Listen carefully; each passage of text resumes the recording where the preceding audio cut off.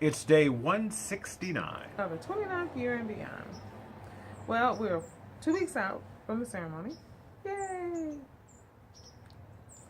And today, John and Gabby finalized ring stuff. That's great. Awesome.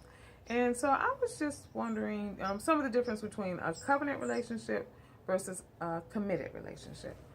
Well, if you're talking about covenant of Christian marriage, you know, that's where two people make a commitment not only to one another but also with God about being able to have their union blessed by Him, and them making the decision to honor Him as they honor one another through marriage. Now, you could be in a committed relationship without being married. People do it all the time. You know, people can commit to a relationship without it entering into the covenant of Christian marriage. And it all gets back to what people want and what's important to them. You know, when I would do premarital counseling, one of the questions I would always ask a couple is, why do you want to have a marriage? Why do you want to get married in the church as opposed to going to the justice of the peace? You know, because I would ask that because I would want to know what they valued and why they valued whatever it was that they valued. You know, for some people it was just like, okay, that's traditional, right? But it really had no more meaning or no value beyond that.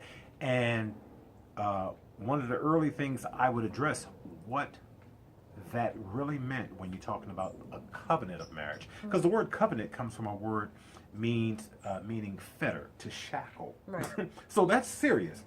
And a lot of folks don't want that kind of fetter or shackle in a relationship. So they can commit to, okay, well,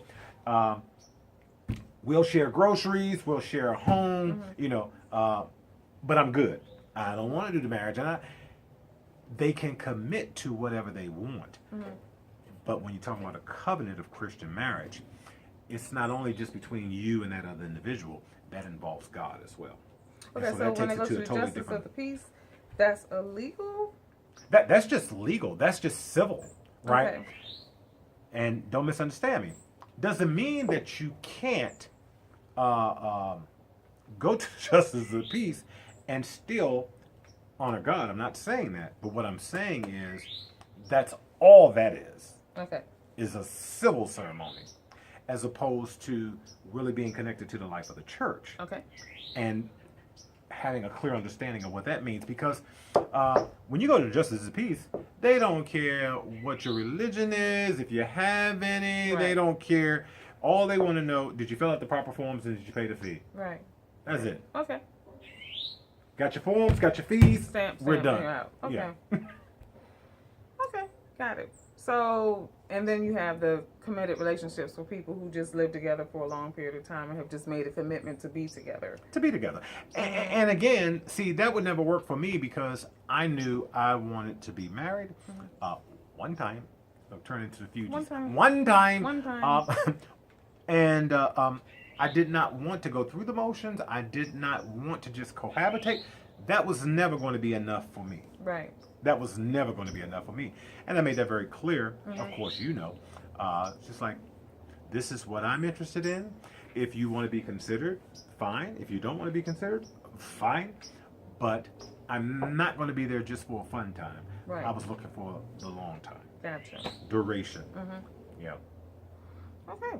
Well, I mean, that's clear, and I think I got an understanding of that, and I hope that you guys do too, because for me, I never wanted to be in a situation where it wasn't a covenant relationship, because I do believe in God. And so for those of you out there who do believe in God and you're in a committed relationship, but you want to be in a covenant relationship, you know, first seek God, find yourself a good church home, get some premarital counseling, and then make it a covenant relationship.